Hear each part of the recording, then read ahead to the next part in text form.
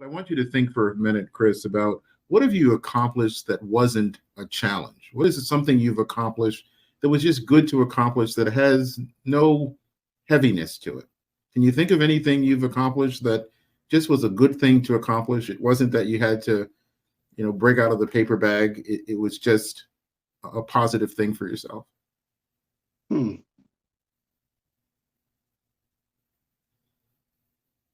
You have a child, don't you?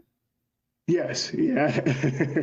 Yeah, I have a child, and That may be considered in some ways, on some days, that may be considered an accomplishment, right? yes, I Okay. agree. And Yes. how old is young man?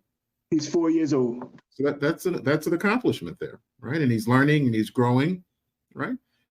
So one of the things what I want you to be mindful of, Chris, is that if I asked you what was wrong, you could tell me. But I just asked you what was right, and we had to take a pause there. So part of it is you have to retrain your brain to look at the positive.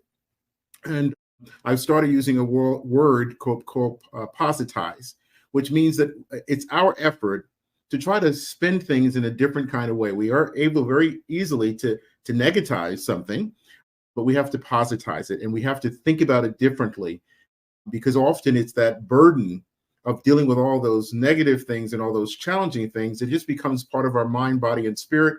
And that's part of where we get weighed down. And it's difficult, as you said earlier, to be responsible and accountable and focus on the future and have a sense of hope when you're feeling so challenged by the situation.